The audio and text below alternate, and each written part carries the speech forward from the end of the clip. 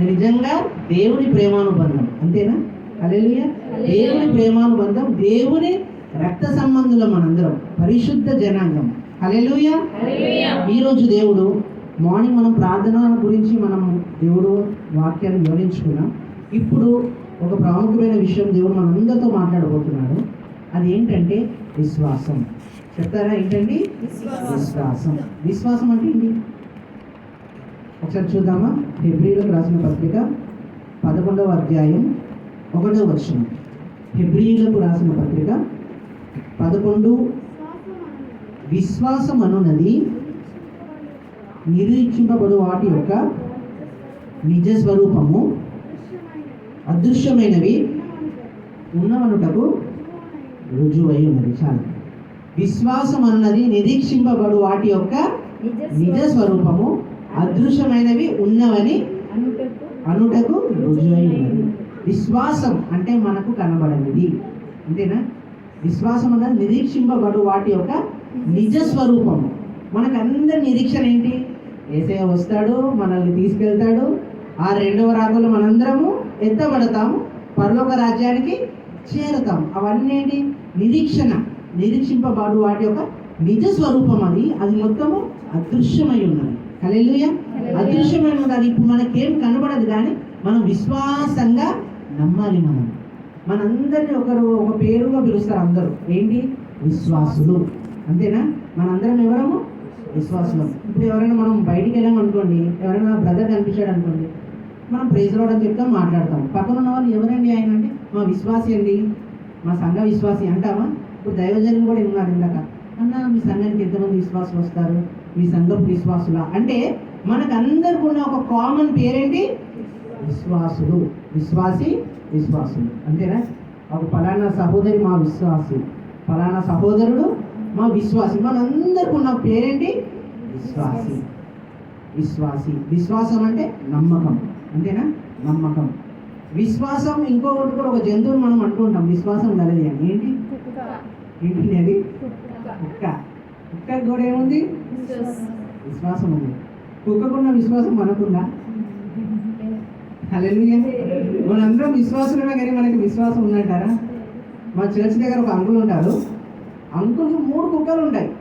ఒక్కొక్కటి నా అంత హైట్ ఉంటుంది, నాకు కొంచెం తక్కువ ఉంటుంది అంతే. ఆ అంకుల్ ఏమంటాడంటే, ఈ రోజుల్లో మనుషులను నమ్ముకోవడం కంటే కుక్కలను నమ్ముకోవడం బెస్ట్ అంటాడు. ఏంటంటే, మనుషులను నమ్ముకోవడం కంటే కుక్కలను నమ్ముకోవడం. ఎందుకంటే మనుషులు విశ్వాసం ఉండట్లేదు ఈరోజు, కానీ కుక్కలు విశ్వాసంగా ఉంటాయి అంటూ ఉంటారు. అలాగే అది ఏంటి? ఆయన ఒక ఆలోచన, ఆయన ఒక పాయింట్ ఆఫ్ వ్యూ అది. కానీ ఎస్, కుక్కలు విశ్వాసంగా జంతువులే, కానీ వాటన్నిటికంటే కూడా మనము శ్రేష్ఠులము. హల్లెలూయా. మనము విశ్వాసులం.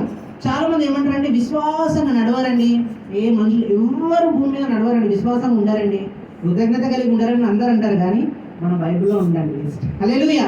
మన బైబిల్లో ఉన్నారు చాలా మంది విశ్వాసంగా, కడమట్టుకు కడవరి ఊపిరున్నంత వరకు కూడా విశ్వాసంగా నడిచిన వారందరూ ఎంతో మంది ఉన్నారండి. కాబట్టి మనందరం ఎవరమండి? విశ్వాసులము. విశ్వాసం, మనందరికి కూడా విశ్వాసం ఉంది. కానీ ఒక 5 రకాల విశ్వాసులు ఉంటారంట.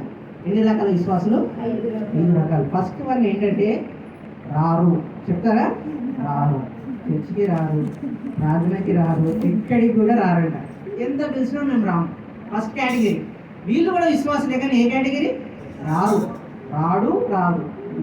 సెకండ్, ఉండరు. ఏ కేటగిరీ? వస్తారు కానీ మందిరంలో కూర్చోరంట. 5 నిమిషాలు ఒకసారి లేవాలి, 5 నిమిషాలు ఒకసారి రావాలి వెళ్ళాలి. ఉండరు. 3వ కేటగిరీ ఏంటో తెలుసా? వస్తారు, కూర్చుంటారు కానీ వినరు. ఏ కేటగిరీ అండి? వినరు. వస్తారు, కూర్చుంటారు, వినరు. ఏదో అంటారు కదా, బాడీ ప్రెజెంట్ మైండ్ అబ్సెంట్. వినరు. 4వ వ్యక్తి వస్తాడు, కూర్చుంటాడు, వింటాడు, కానీ చేయడంట. హల్లెలూయా. ఏం చేయడు? ఇప్పుడు వాక్యం ఏం చెప్తుంది మనకి? పరిశుద్ధంగా బ్రతకాలి, పరిశుద్ధంగా జీవించాలి, హృదయపూర్వకంగా దేవుని ఆరాధించాలి.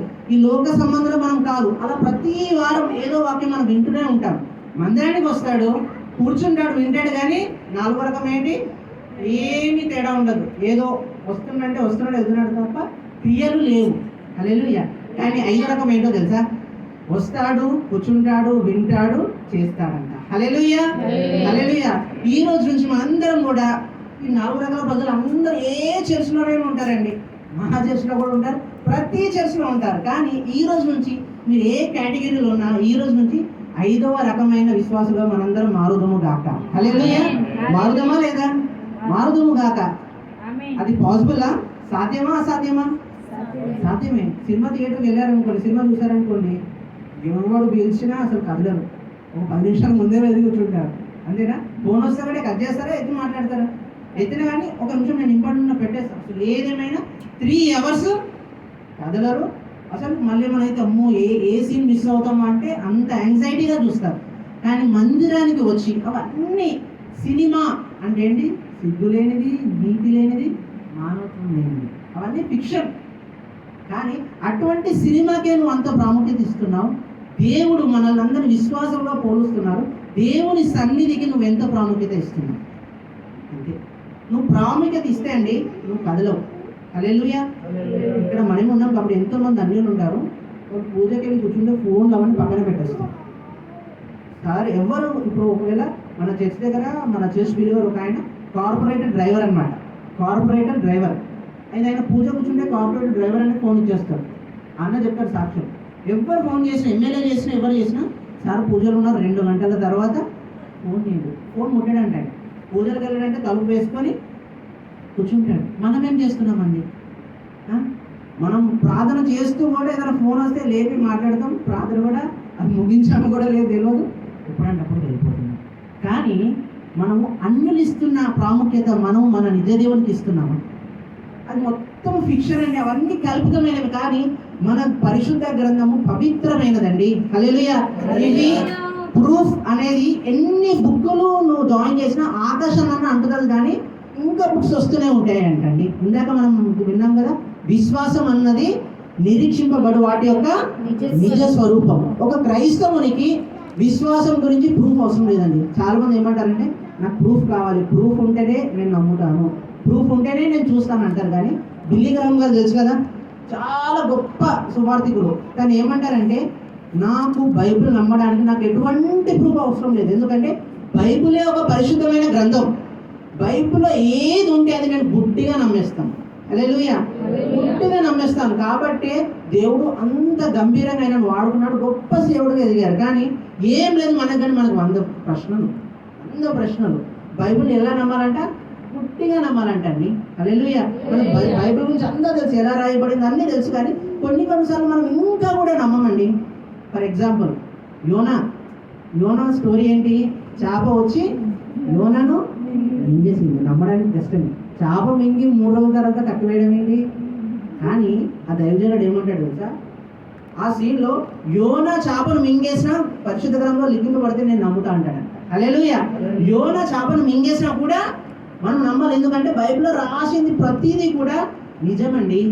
జరిగినది, భవిష్యత్తు, వర్తమానము, భూతకాలం జరగాల్సినవన్నీ జరిగినవి, జరగబోతున్నాయి, జరుగుతున్నాయి కూడా అన్నీ కూడా ఉన్నాయి బైబిల్లో. హల్లెలూయా. ఇందాక నేను అన్నవాళ్ళతో మాట్లాడుకున్నాము. బైబిల్లో ఏముంటుందంటే వారి కడుపే వారి దేవుడు అని ఉంటుంది. తిండి కోసం ఉంటుంది ఒక దగ్గర. వారి కడుపే. నిజంగా ఈరోజు మీరు యూట్యూబ్ అందరి దగ్గర స్మార్ట్ ఫోన్స్ ఉన్నాయి కదా, ఈ కరోనా తర్వాత నుంచి ఫోన్స్ చేస్తే ఒక 2 నిమిషాల్లో నీకు తిండి వీడియోస్ వస్తాయి, భోజనాల వీడియోస్ వస్తాయి. ఏదో ఒకటి, ఆ రెస్టారెంట్, ఈ రెస్టారెంట్, అక్కడ దోశ తిన్నారా, ఇక్కడ బిర్యానీ తిన్నారా. ఏమంటారంటే నువ్వు తినకపోతే నీ లైఫ్ వేస్ట్రా. అసలు వాడు చెప్పే విధానం చూస్తేనే మనకి తినాలనిపిస్తుంది. వెళ్ళి ఆయిల్ చూసారా, ఇది చూసారా, అది చూసారా అంటే ఎలా అయిపోయిందంటే లాస్ట్ వాడు ఇచ్చే ఫీడ్బ్యాక్ ఏంటో తెలుసా? మనం ఎందుకు పుట్టాము? తినడానికే పుట్టాము, అనుభవించడానికే పుట్టాము, అంతే. వాడికి తెలియదు కదా గమ్యస్థానం. ఎందుకు పుట్టాము? తినాలి, ఏదైనా ప్రతిదీ కూడా అనుభవించడానికే పుట్టాము. కానీ బైబిల్లో నిజంగా నేను అనుకున్నాను అప్పుడు, వారి తిండి వారి దేవుడు ఏంటి? తిండి కోసం ఇంత చిక్కులో పెట్టు 7 పాపాలు ఉంటాయండి బైబిల్లో. దాంట్లో తిండి ఒక పాపం అంట. నేను అనుకున్నా అసలు తిండి పాపం ఏంటి, తిండి ఏంటి? కానీ నిజంగా ఈ రోజుల్లో అవే జరుగుతున్నాయండి. అసలు మనం బ్రతకడానికి తినాలి అని చాలామంది తినడానికి కొన్ని ఛానల్స్ ఉన్నాయి. వాళ్ళ పని ఏంటి? ఎక్కడ పొద్దున ఎక్కడ తిన్నారో వీడియో పెడతారు, లంచ్ ఎక్కడ తిన్నారో వీడియో పెడతారు. వ్యూస్ దానికి మిలియన్స్ వ్యూస్, అంతేనా? కిచెన్స్ ఈ మధ్య అక్కలు ఆంటీ మొత్తం కిచెన్ వ్లాగ్స్, పులిహోర ఎలా చేయాలి, పప్పు ఎలా చేయాలి, దానికి వ్యూస్ అసలు నాకు అర్థం కాదు. ఇప్పుడు పప్పు చేయడం కూడా రాదు, వీళ్ళకి నాకు అర్థం అనిపిస్తుంది అసలు. పప్పు కూడా చేయడం రాదా అంటే ఆ విధంగా సాతాను వాడు చిక్కుల బట్టి చిన్న పాపమే కానీ చిన్న దానికి సంధిస్తే అది వచ్చి మన తల మీద కూర్చుంటుందండి. హల్లెలూయా. ఆ విధంగా మనం పడిపోతున్నాం. కాబట్టి ఈరోజు మనం అందరం విశ్వాసం కాబట్టి మనం అందరం విశ్వాసంగా ముందడుగు వేయాలండి. విశ్వాసంలో ముందడుగు వేయాలి, స్థిరపడాలి, విశ్వాసంగా ముందుకు సాగాలి. ఈ విశ్వాసంగా మనం ముందుకు సాగాలంటే ఒక 3 విషయాలు త్వరగా చూసుకుందాము. రోమియోలకు రాసిన పత్రిక 4వ అధ్యాయం 18వ వచనం. రోమియోలకు రాసిన పత్రిక 4వ అధ్యాయం 18వ వచనం. నీ సంతానము ఇలాగుండునని చెప్పిన దానిని బట్టి తాను అనేక జనములకు తండ్రి అగునట్లు నిరీక్షణకు ఆధారము లేనప్పుడు అతడు నిరీక్షణ కలిగి నమ్మెను. అక్కడ చాలా ఏంటంటే ఈ వాక్యము పౌలు గారు ఏం చెప్తున్నారంటే అబ్రహాం గురించి రాస్తున్నారు. అబ్రహాం అంటే ఎవరండి? విశ్వాసులకు తండ్రి, విశ్వాసులకు తండ్రి. ఈ సందర్భం ఏంటంటే నిరీక్షణకే ఆధారం లేనప్పుడు నమ్మాడు. ఇక్కడ మనం నేర్చుకోవాల్సిన విషయం ఏంటంటే విశ్వాసం ద్వారా మనం బలం పొందుకోవాలి. ఏం పొందుకోవాలండి? బలము పొందుకోవాలి. ఈ వచనం ఏంటంటే అబ్రహాముకి దేవుడు నీకు సంతానం ఇస్తాడు అన్న వచనం అనేది. ఇది ప్రత్యక్షమైనప్పుడు పౌలు గారు ప్రస్తావిస్తున్నాడు. ఈ ప్రత్యక్షమైనప్పుడు అబ్రహాం గారి వయసు ఎంతో తెలుసా? 75వ సంవత్సరం. ఏంటండి? 75వ సంవత్సరం నాడు యెహోవా దేవుడు అబ్రహాం ప్రత్యక్షమై ఏమంటున్నాడు? నేను నీకు గర్భఫలం ఇస్తాను. అబ్రహాం ఏమంటున్నాడు? నిరీక్షణకే చదవండి ఒకసారి 18వ వచనం. నీ సంతానం ఇలాగుండునని నిరీక్షణకే ఆధారం లేనప్పుడు అతడు నిరీక్షణ కలిగి, నిరీక్షణలే లేదు కానీ నిరీక్షణ కలిగి నమ్మాడంట. ఏమని చెప్పాడు దేవుడు? నేను నిన్ను ఆశీర్వదిస్తాను, ఇసుక రేణువుల లాగా నీ సంతానం ఉంటుంది, ఆకాశ నక్షత్రాల లాగా నీ సంతానం ఉంటుంది. 75 సంవత్సరాలు అబ్రహాముకి. మహా అంటే ఒకటి సపోజ్ అనుకుందాము 25వ ఏట పెళ్లి చేసుకున్నాడు అనుకోండి. 50 సంవత్సరాలుగా సంతానమే లేదు అబ్రహాముకి. 50 సంవత్సరాలుగా సంతానమే లేదు. కానీ దేవుడు ఏమంటున్నాడంటే ఇంకొక మనం అవధికాలంలో కనుక క్లియర్గా చదువుకుంటే 75వ సంవత్సరమే అబ్రహాము దేవుని తెలుసుకుంటాడంటండి. అప్పటి వరకు విగ్రహాలు అమ్మేవాడు అబ్రహాం. హిస్టరీ చూస్తే అబ్రహాం చేసే పని ఏంటి? విగ్రహారాధన. విగ్రహాలు చేసి విగ్రహాలు అమ్మేవాడు. కానీ ఎప్పుడైతే దేవుడు తనకు ప్రత్యక్షం అయ్యాడో 75వ ఏట ప్రత్యక్షమైనప్పుడు దేవుని నమ్ముతూ అప్పుడు దేవుడు ఒక వాగ్దానం ఏమిచ్చాడంటే నేను నిన్ను ఆశీర్వదించేదను, నీకు సంతానాన్ని ఇస్తాను. ఏంటేసయ్యా, నేను మొన్నటి నుంచి నేను నమ్ముకుంటున్నాను, 50 సంవత్సరాలైనా నాకు పెళ్ళయి నాకు సంతానం లేదు, ఇప్పుడు నాకు సంతానం ఇస్తా అంటున్నావు. 75వ సంవత్సరం 75వ సంవత్సరంలో సంతానం ఇస్తా అంటున్నావు. షారాకేమో 65 సంవత్సరాలు. అసలు ఆ ఛాన్సే లేదు ఏసయ్యా. ఏంటంటే ఏం లేదు, ఛాన్సే లేదు. అదేంటి సంతానం ఒకటి కాదు, ఏమన్నావు? ఇసుక రేణువులాగా ఆశీర్వదిస్తానంటున్నావు, ఆకాశ నక్షత్రాలాగా అంటే అంత జనాంగంగా నేను దీవిస్తాను, విశ్వాసులుగా తండ్రిగా చేస్తాను అంటున్నావు ఏసయ్యా. ఎట్లా ఏసయ్యా? కానీ నేను మాత్రం నిన్ను నమ్ముతున్నాను అన్నాడు. హల్లెలూయా. నేను మాత్రం నిరీక్షణకి ఆధారం లేదు కానీ నేను మాత్రం నిన్ను నమ్ముతున్నాను అంటున్నాడు. ఒకసారి 20వ వచనం చదవండి. 20. అవిశ్వాసము వలన దేవుని వాగ్దానమును గురించి సందేశింపక దేవుని మహిమపరిచి ఆయన వాగ్దానము చేసిన దాన్ని నెరవేర్చుటకు సమర్థుడని రూఢిగా విశ్వసించి విశ్వాసము వలన బలము నొందెను.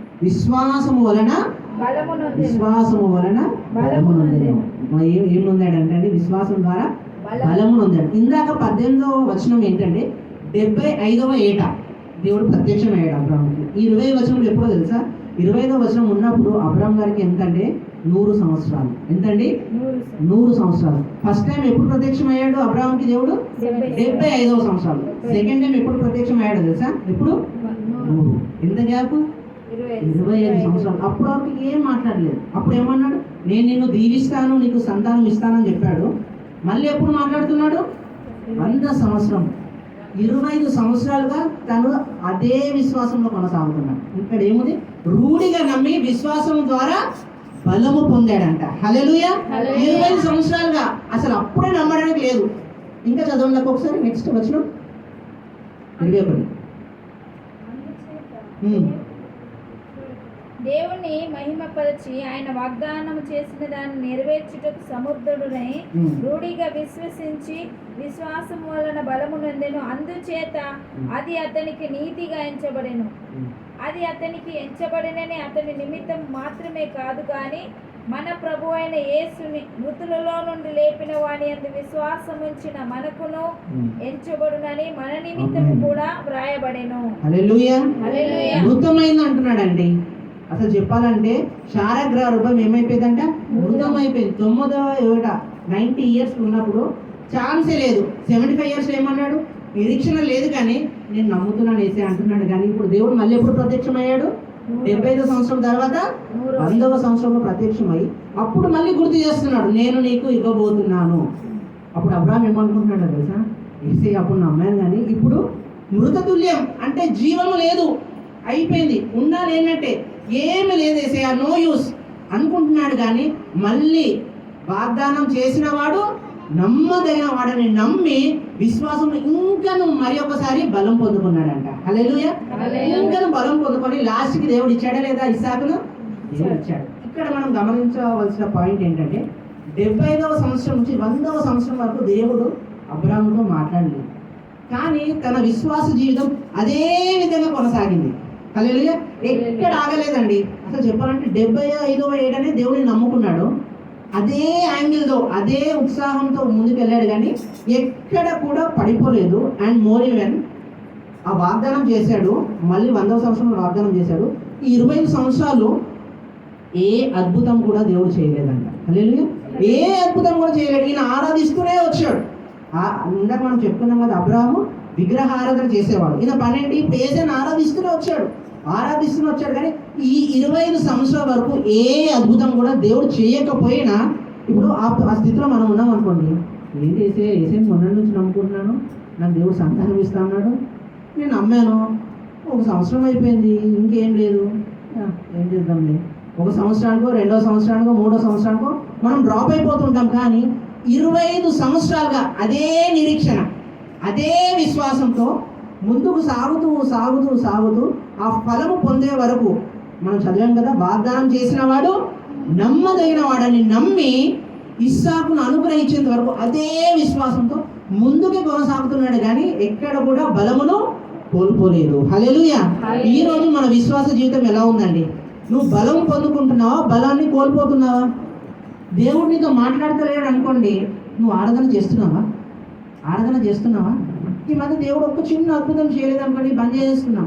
అయ్యో అన్నీ నాకే వస్తున్నాయి, అన్నీ వాళ్ళు బాగున్నారు, వీళ్ళు బాగున్నారు, అందరు బాగున్నారు, కానీ అన్ని శ్రమలు నాకే వస్తున్నాయి. వేసే నువ్వు నాతో మాట్లాడతలేవని చాలా మంది వెనుకకి వెళ్ళిపోతున్నారు. కానీ అబ్రాహాము జీవితం చూస్తే ఏ అద్భుతం లేదు, కానీ గుడ్డిగా, ఇందాక మనం అనుకున్నాం కదా, గుడ్డిగా వాగ్దానాన్ని నమ్మేసి వాగ్దానం వెంటనే వెళ్తున్నాడు.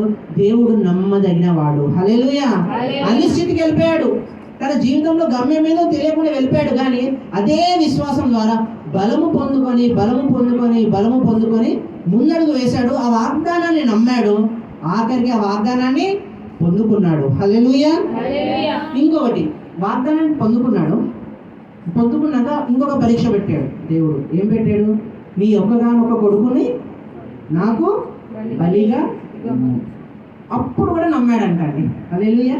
ఆ స్థితిలో ఊకవేసగా ఏంటి, అసలు లేక నా కొడుకునిస్తే ఇస్సాకును బలి ఇచ్చినప్పుడు ఆయన వయసు అంట అప్రాక్సిమేట్లీ 17 సంవత్సరాలు. అంటే ఎంతండి?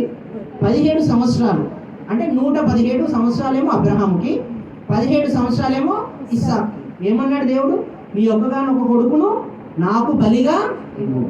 అబ్రహాం ఏమనుండొచ్చు, ఏంటి అసలు సంతానం లేదండి, 20 సంవత్సరాలు, నువ్వు 75వ సంవత్సరం వాగ్దానం ఇచ్చావు, 100వ సంవత్సరంలో గర్భఫలం ఇచ్చావు, నువ్వు 17 సంవత్సరాల తర్వాత ఇంత పెద్దగా అయ్యాక, యవన దశనే కదా 17 సంవత్సరాలు, ఇంత పెద్దగా అయ్యాక తిరిగి మళ్ళీ అడుగుతున్నావు అని సందేహించుకున్నాడేమో. కానీ మొత్తం మీద మాత్రము ప్రయాణమయ్యాడండి మోరియా పర్వతానికి. హల్లెలూయా.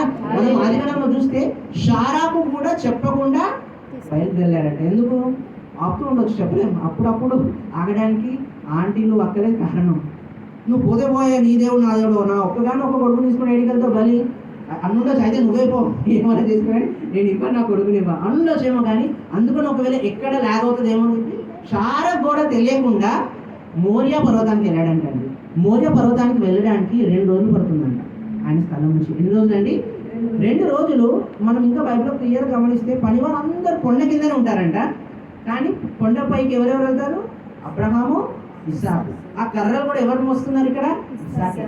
అబ్రహాం వల్ల కాదు, వృద్ధాపంలో ఉన్నాడు, కానీ ఇస్సాకే కర్రలు మోసుకుంటూ తనే బలి పశువు నడుచుకుంటూ మొత్తం మీద ఆ కొండపైకి చేరారు. అప్పుడు అడుగుతాడు, నాన్న కర్రలు ఉన్నాయి, అన్నీ ఉన్నాయి, పశువు ఎక్కడుంది, గొర్రె పిల్ల ఎక్కడుంది? అడిగితే ఏమంటాడు? యెహోవాయే చూచుకోను, యెహోవాయే చూచుకోను. ఒక్కసారి మనం అక్కడ గమనిస్తే అబ్రహాం విశ్వాసం అండి.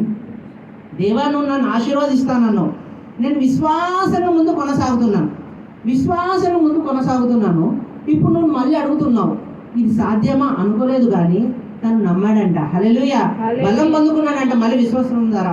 ఒకవేళ యేసయ్య ఇది బలిగిస్తే కూడా మళ్ళీ నన్ను ఆశీర్వదిస్తాడండి, నమ్మాడంట అండి.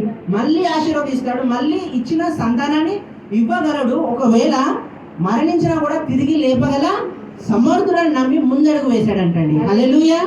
2 చేతులు చెప్దామా? హల్లెలూయా.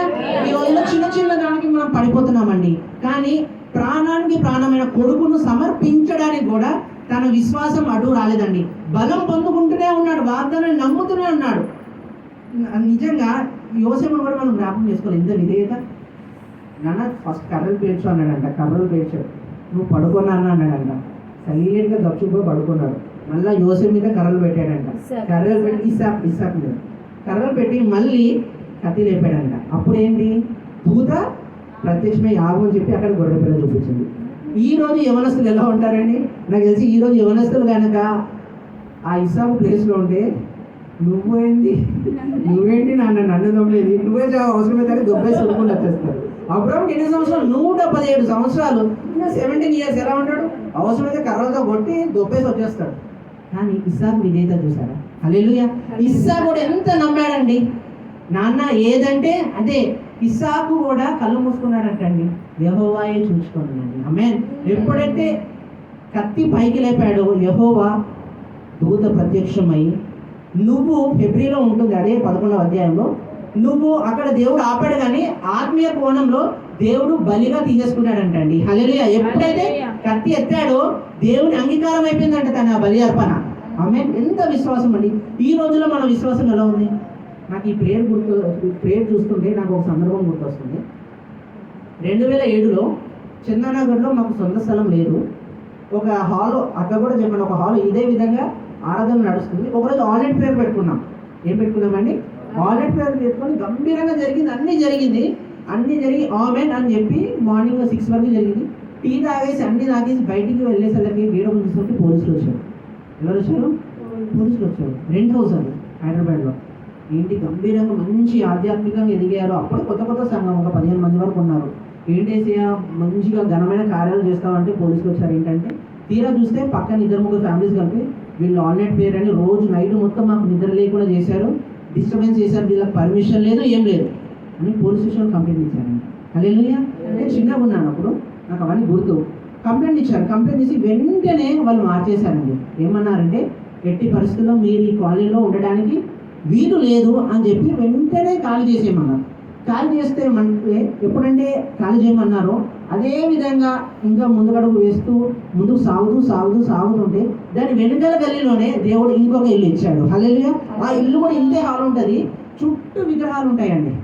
చుట్టూ అంటే అంత విగ్రహారాధన చేసేవాళ్ళు. వాళ్ళ దేవుడు ఏం ప్రేరేపించినదో తెలియదు, కానీ అయ్యగారు మీరు మా ఇంట్లో పెట్టుకోండి, ప్రతి ఆదివారం పెట్టుకోండి, అవసరమైతే ప్రతి ఆదివారం ఈ ఫొటోస్ అన్నీ నేను తీసేస్తా, మళ్ళీ చర్చ కూడా పెట్టుకుంటా అయ్యగారు. హల్లెలూయా. చప్పట్లు కొట్టారా ఒకసారి? హల్లెలూయా. ఎందుకండి మళ్ళీ ఫోటోలు పెట్టుకుంటా అంటే ఎంత విశ్వాసం అని. ఆమె కూడా రక్షించబడిందండి. ఆమేన్. నేను అనుకున్నాను ఆ గొడవ పెట్టడానికి కారణం ఏంటో తెలుసా? ఆమె రక్షింపబడడానికి. హల్లెలూయా. ఆ రోజుల్లో మేము సన్నగిల్లాం. ఏం చేసయ్యా మనం కూడా అనిపిస్తుంది కదా, ఏంటి మేము ఆన్లైన్ ప్రేయర్కి వెళ్తే దేవుడు ఏదో అద్భుతం చేస్తాడు ఎక్స్పెక్టేషన్ కదా. ఇప్పుడు మనం కూడా 11 రోజులు ఉపవాసం. చాలా మంది ఏంటంటే ఏదో గంభీరమైన కార్యం మేము చూడబోతున్నాం అంటాం, కానీ అప్పుడప్పుడు దేవుడు స్పీడ్ బ్రేకర్లు కూడా వేస్తూ ఉంటాడు. అప్పుడు అనిపిస్తుంది ఏం చేసి ఫాస్టింగ్ ఉన్నాను, ఇంత ప్రయాసంగా ఉన్నాను, కానీ ఈ అడ్డుబండలు ఏంటి? కానీ మన దేవుడు కీడు వెనక మేలు చేసే దేవుడు. హల్లెలూయా. కన్నీటిని నాట్యంగా మార్చేవాడు. అబ్రాహాము స్థితి, ఆ స్థితిలో కన్నీటిగానే బలి అర్పిస్తున్నాడు, కానీ కన్నీటిని ఏం చేశాడండి? నాట్యంగా మార్చాడు. మారు అనుభవాన్ని మధురంగా మార్చాడు. ఈనాటికి కూడా ఆ సందర్భం మనం ఎప్పుడు కూడా వివరించుకుంటున్నాం. విశ్వాసం ద్వారా బలం పొందుకోవాలి. మనం విశ్వాస జీవితంలో ఎటువంటి శోధన వచ్చినా, ఎటువంటి ఇరుకు వచ్చినా కూడా మనం బలవంతులం కావాలి. ఎప్పుడు బలం కలిగి ముందడుగు వేస్తూనే ఉండాలి. సమస్యల వైపు చూడదండి, శోధన వైపు చూడదు. విశ్వాసంగా ముందుకు కొనసాగుతూనే ఉండాలి. అయితే ఎప్పుడైతే ఆ కొత్త రెంట్ హౌస్ తీసుకున్నామో ఆ ఇంటికి అయిపోయాక అక్కడ కూడా మళ్ళీ ఆమె ఏం చెప్పిందంటే వాళ్ళు అమ్మేశారు. వాళ్ళకి ఫైనాన్షియల్ కొంచెం ఇబ్బంది. ఒక 3 నెలల తర్వాత వాళ్ళు అమ్మేశారు. కొత్తగా ఓనర్ వచ్చిన వాళ్ళు కూడా ఖాళీ చేయమన్నాం. ఖాళీ చేయమంటే మళ్ళీ ప్రార్థన చేస్తున్నాం. ఏంటి చేసా, అద్భుతం చేసావు,